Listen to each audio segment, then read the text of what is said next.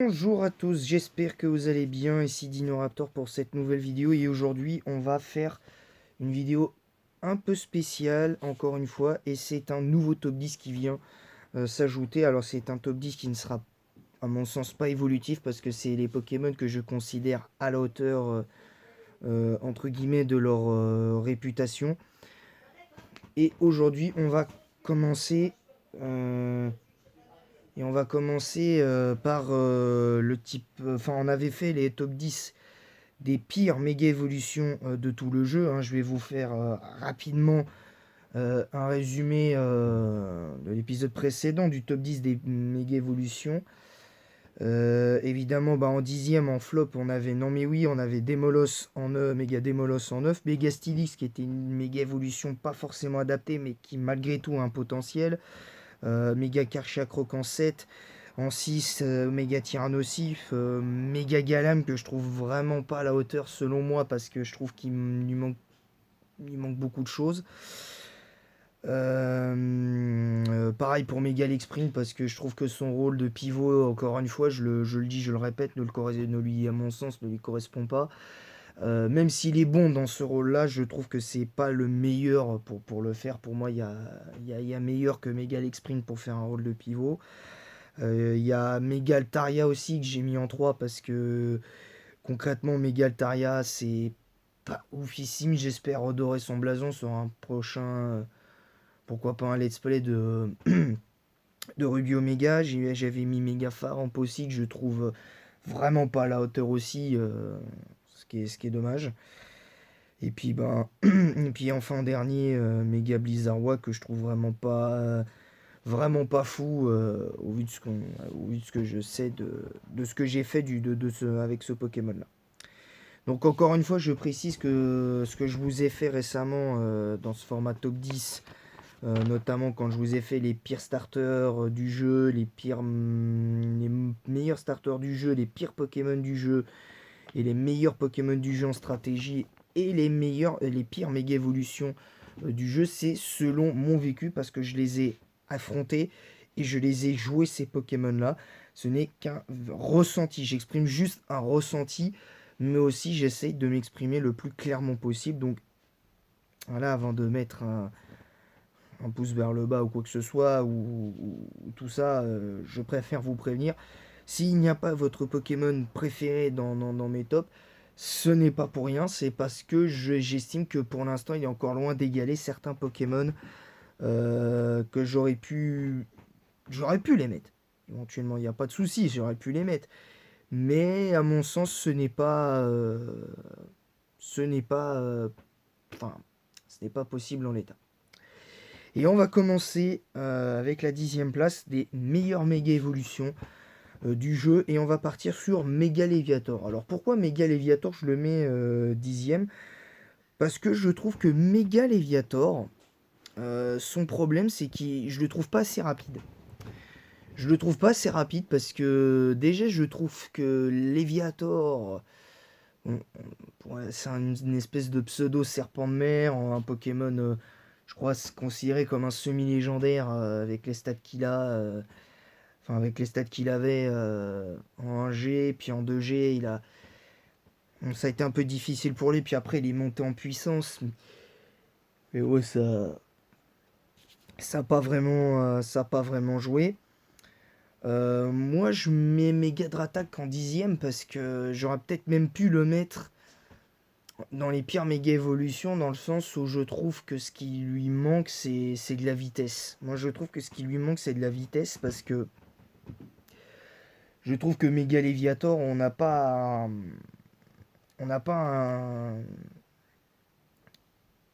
un Léviator, je trouve vraiment dans la lignée de ce que est censé être un Pokémon de ce type-là, parce que 81 de vitesse, pour une méga, je trouve que c'est short, parce qu'on critique Méga Oniglali, mais le truc c'est que j'ai pas mis Méga Oniglali dans les meilleures méga évolutions, dans les pires méga évolutions, parce que Méga Oniglali, pour moi, a un réel potentiel, mais pour l'instant, on sait pas comment l'exploiter finalement.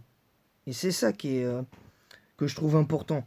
Maintenant, après, chacun son truc, hein, clairement. Ouh. Excusez-moi, hein, j'ai pas très bien dormi, donc n'y prêtez pas attention. Mégaleviator, en plus, je l'ai déjà affronté, puis franchement, il est pas si difficile que ça à gérer, parce que il suffit que tu aies un Pokémon dans la team, que tu aies un Pokémon insecte comme Cisaiox, que tu aies un Pokémon de type plante, genre Florizard ou Roserade, que tu aies un type fée comme Mélodelph défensif éventuellement, que tu aies un Pokémon de type combat comme par exemple, je sais pas moi, Macogneur ou quoi. Donc, sincèrement, voilà, je trouve ça un peu dommage. Et pourquoi je dis ça? Parce que justement, je trouve hein, que c'est un problème le fait qu'il soit aux ténèbres en méga évolution. Parce que du coup, il gagne une faiblesse fée, il gagne une faiblesse insecte, combat. Et je trouve que ça, pour moi, ça c'est un peu préjudiciable. C'est légèrement préjudiciable pour lui. Mais malgré tout, le fait que sa forme de base, que tu l'aies en talent caché ou pas, genre avec impudence et tout, ben du coup, t'as quelque chose derrière. T'as quand même quelque chose et ça, je trouve que c'est plutôt pas mal. Maintenant, maintenant ça, c'est autre chose. Concrètement, c'est autre chose. Voilà. Ensuite, en neuvième position, j'ai mis Megadratak parce que Megadratak, bien que Megadratak soit la meilleure méga évolution entre guillemets du Uber, pour moi, c'est pas la meilleure méga évolution. Pour la simple et bonne raison que Dratak, j'aurais pu le mettre à la place de, je sais pas moi, de Mega Brazigali ou de Mega Cisaiox. Mais moi, je trouve que Mega Dratak, le problème, c'est qu'il aurait dû avoir un autre double type en fait. Moi, ce qui me gêne, c'est le double type de Mega Dratak, sachant que Dratak, c'est un dragon et les dragons peuvent déjà voler, donc pourquoi le garder type vol? Voilà, donc moi, lui, par contre, je l'aurais vu Dragon Ténèbres, lui. Parce que Dragon Ténèbres, ou à la rigueur, je l'aurais vu. Parce que ses longues ailes, t'as l'impression qu'elles sont dures comme du bois.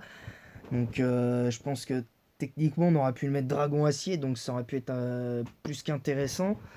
Mais franchement, dommage. Dommage pour moi pour là-dessus. Je trouve ensuite que le Pokémon. Je trouve ensuite que le Pokémon concrètement manque d'un coverage acier plus puissant qu'elle d'acier à mon sens. En l'occurrence tête de fer. Moi j'aurais préféré qu'il ait tête de fer à la place d'aile d'acier parce que ça aurait été plus sympa à mon sens. Donc voilà, clairement. Ensuite en huitième position je mets Megalachos. Parce que Megalachos, c'est à peu près le même constat que Megadratak, mais à quelques détails près. C'est que je trouve que le move pool de Latios aurait dû évoluer avec les années.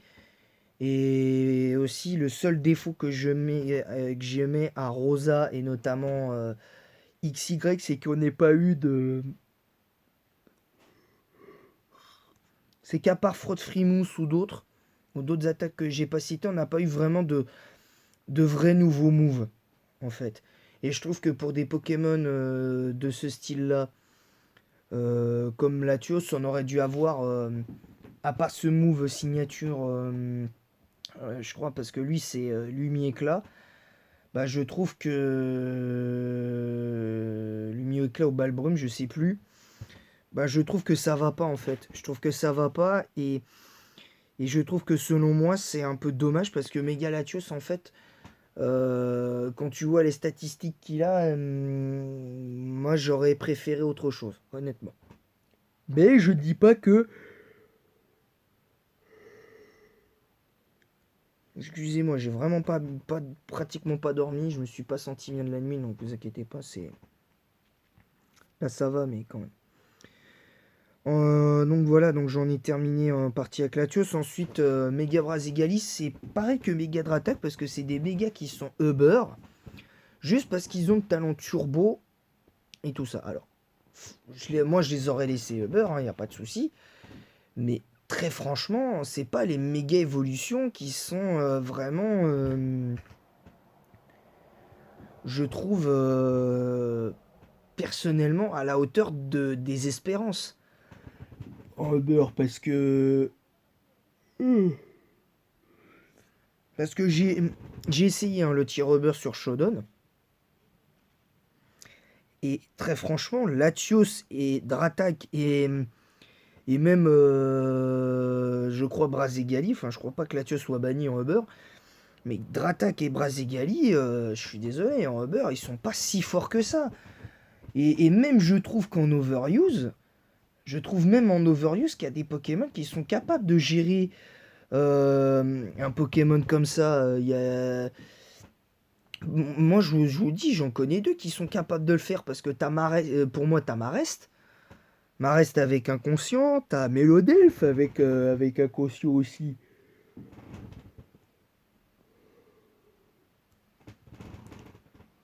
Donc voilà, donc faut dire ce qui est, hein, je pense. En sixième, j'ai mis Mega Junko parce que Mega Junko, il y en a qui me disent ouais, il est fort, ouais, machin, ceci, cela et tout. En même temps, je mets en charge ma DS. Je trouve que Mega Junko, le seul truc qui me dérange, c'est qu'il est, on sait qu'il a accès à. J'aurais aimé qu'il ait un coverage de type sol.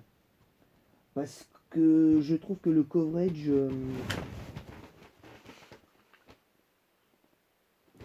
Parce que je trouve que ce qu'il a, en partie, n'est pas conforme à ce que j'aurais aimé voir de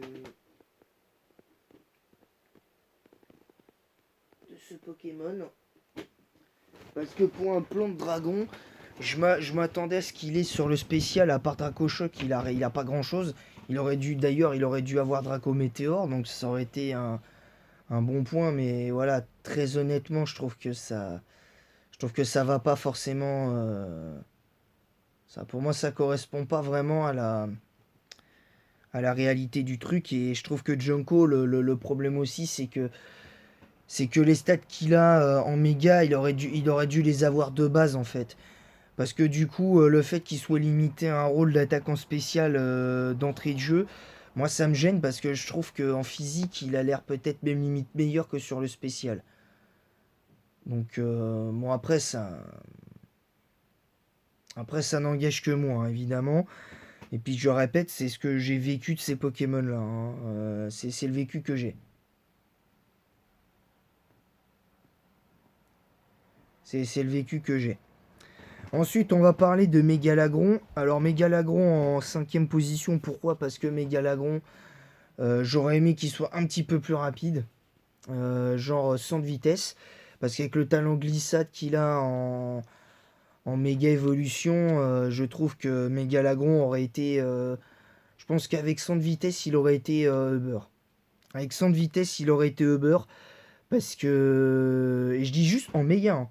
Parce que même si tu gardes le côté un peu tank, lent, en forme de base, bah là pour le coup, avec glissade en méga, là pour le coup, t'es OP, hein, t'es open. Hein.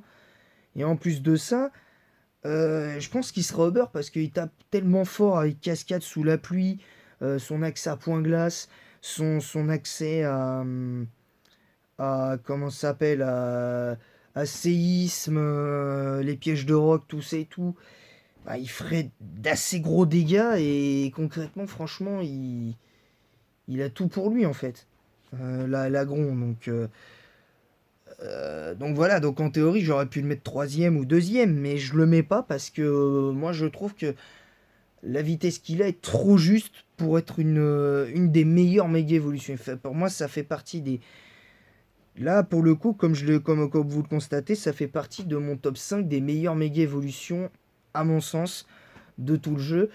Parce que je l'ai affronté, je l'ai joué et je le joue encore par moment, mais voilà, c'est pas exceptionnel.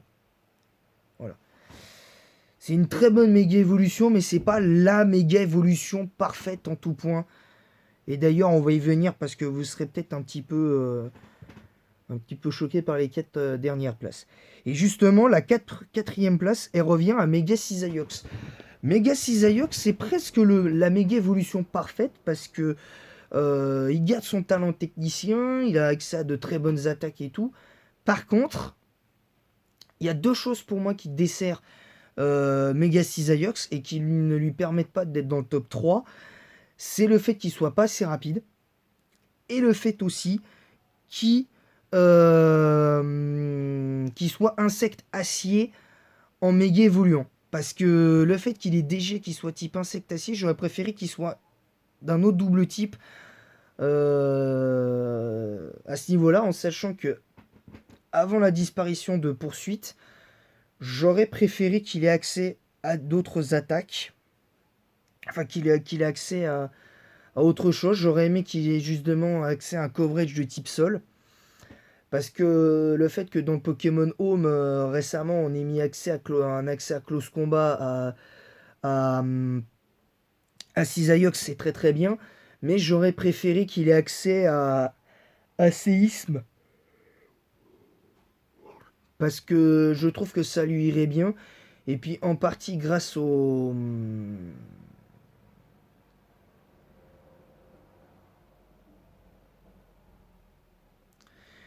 Enfin, tout simplement, je dis ça, désolé pour le blanc, mais pour moi, pour le coup, j'aurais préféré qu'il ait accès à séisme, ou même si tu lui mets un accès à close combat, tu lui mets un accès à séisme. Parce que le fait qu'il ait aucun truc pour pas. Enfin, le seul coverage qu'il a, c'est son coverage stabé de type acier face au type roche. Mais face au type feu, il fait quoi? Rien. Il a rien pour. Il a pas, même pas un accès à un coverage roche ou quoi. Il a rien. Et je trouve que c'est dommage. Parce que du coup, le Pokémon, il passe pour un. Pour un. Pour un. Limite un monstre de foire. Juste parce que avec Technicien plus dans Slam, ben il roule sur la plupart des Pokémon du jeu. Mais. Enfin, pas tous. Mais voilà, mais voilà, franchement, là, pour le coup, Cisaiox, il aurait dû avoir un coverage de roche et un coverage de type sol pour contrer spécifiquement le type feu. Et voilà, quoi, je trouve ça dommage. En troisième position, j'ai mis Latias parce que Latias, pour moi, Mega Latias, je le trouve meilleur que Mega Latios, selon moi. Parce que je trouve que ce qui est bien avec Mega Latias, c'est que Mega Latias, lui au moins, il tank, je trouve, mieux les coups. Il tank, euh, il tank mieux. Pour moi, pour moi, Latias c'est meilleur. Bon, après le seul défaut, les deux seuls défauts, c'est que moi, la seule chose que j'aime pas, c'est leur attaque signature qui, je trouve, a très peu de points de pouvoir et pas assez puissante en comparaison de comment tu les joues de base, parce que tu préfères jouer des attaques comme Psycho qu'un meilleur stab de type Psy avec et tout ça et tout, donc c'est compliqué concrètement. Pour moi, c'est compliqué. Concrètement, c'est compliqué. Euh, donc, euh, donc voilà.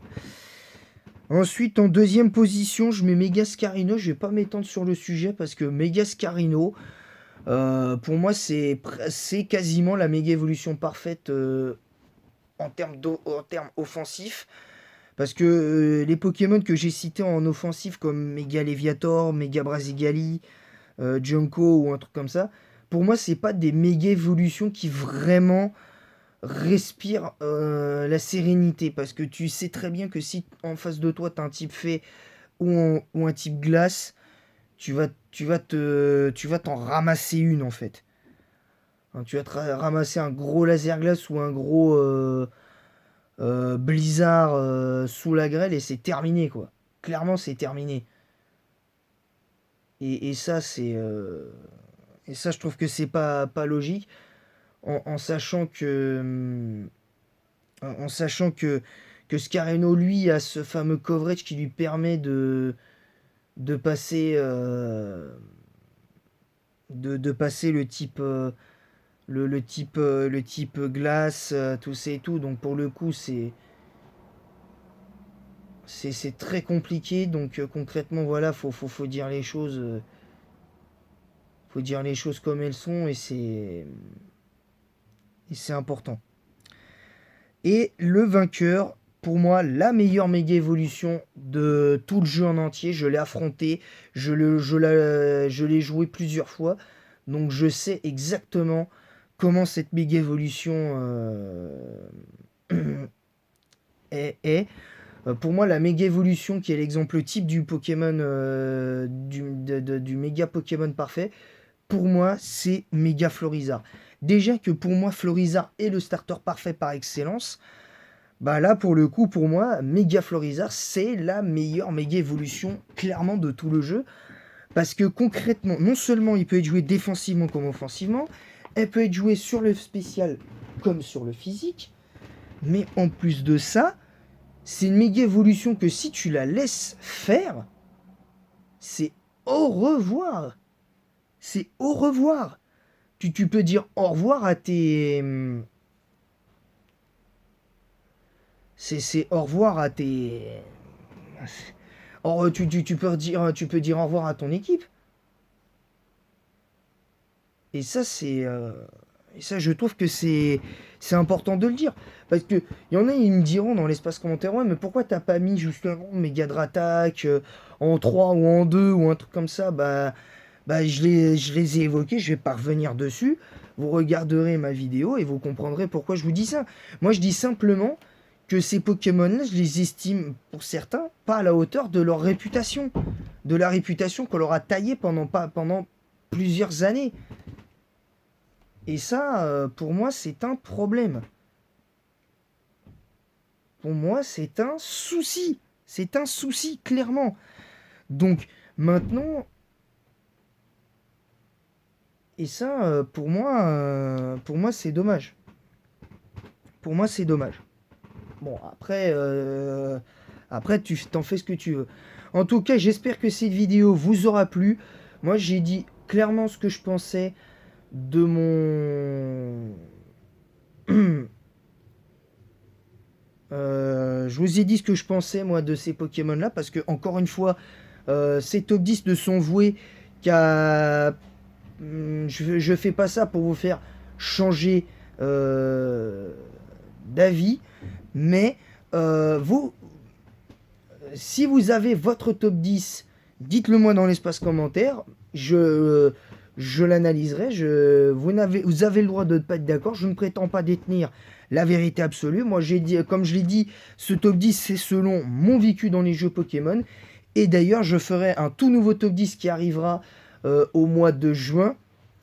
Et au mois de juin, je ferai un top 10 consacré aux meilleurs Pokémon, aux pires Pokémon de chaque génération, à chaque génération, et le pire et le meilleur Pokémon à chaque génération. Alors ce sera pas un top 10 mais un top 8 concrètement, donc qui sera différent des autres.